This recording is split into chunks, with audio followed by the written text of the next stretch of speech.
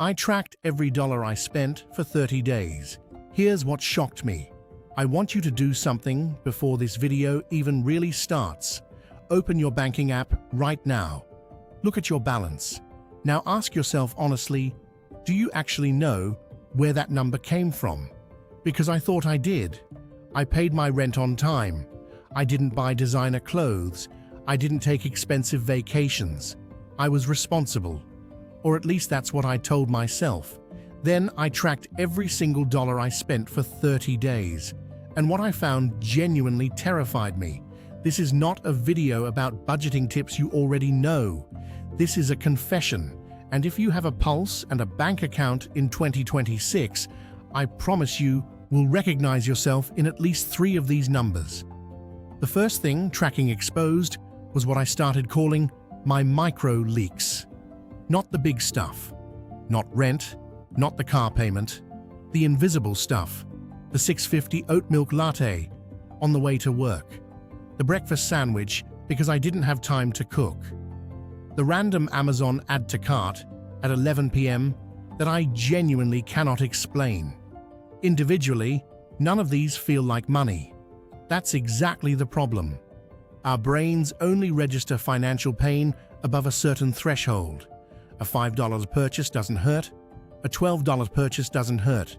But $8 to $15 a day in tiny purchases adds up to $300 to $450 a month. That is a car payment. That is money disappearing into purchases you will not even remember making 24 hours later. And then there was the food situation. I genuinely believed I had a $200 grocery budget. I told myself I cooked at home. I was responsible. My actual number after 30 days of tracking, $460. And that was before I counted the 3 Uber Eats orders I convinced myself were one-time exceptions. I have spoken to people who tracked their combined food, grocery, and delivery spending and came up with $1,500 in a single month. $1,500 on food for one person. The second thing that broke me was the subscription audit. I sat down and went line by line through my bank statement looking for every recurring charge. I found a streaming service I had not opened in 4 months. I found a productivity app I signed up for during a free trial and never cancelled. I found a cloud storage plan I upgraded 2 years ago and never needed. One solo app founder I read about during this research found 11 subscriptions he could not even name. 11, at $340 a month in total. Gone, automatically, every single month, without a single conscious decision being made. Here is the one that hit me personally the hardest. I pride myself on not eating out. I go to the grocery store. I am being responsible, except I was going to the grocery store 3 or 4 times a week instead of once. Each trip was only $40 or $50, so it never felt like a big deal, until I added it up and realized I was spending $380 a month on groceries for one person. The fix was almost embarrassingly simple: 1 trip per week with a written list. That single habit change freed up over $150 a month immediately.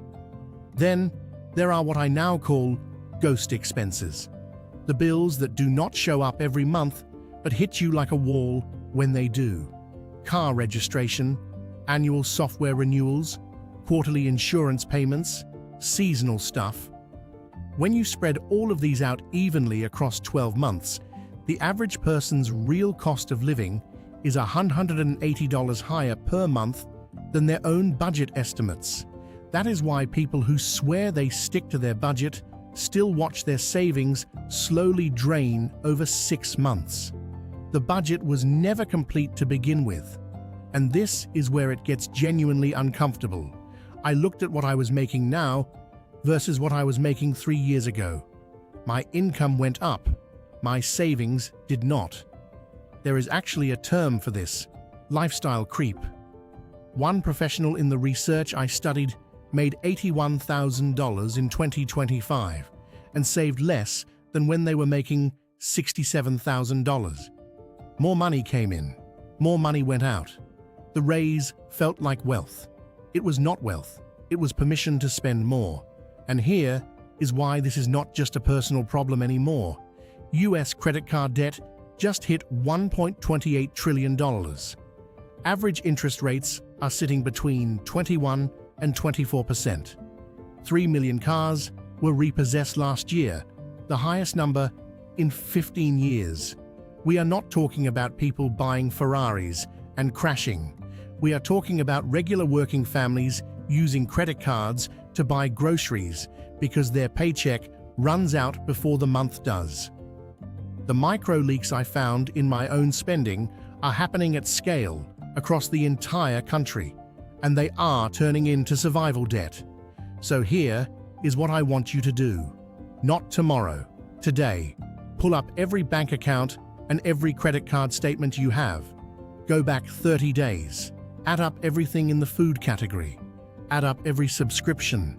Find your ghost expenses. I promise the number will surprise you. I promise it will be higher than you think. The point is not to feel bad about it. The point is to see it, because you cannot fix what you cannot see. If this hit close to home, subscribe, because every week I break down real financial data with real numbers in plain English so you can actually do something about it. Drop your biggest spending shock in the comments below. I read every single one. And if you want to go deeper, the video on the car repo wave and what it means for used car prices in 2026 is right here. I will see you there.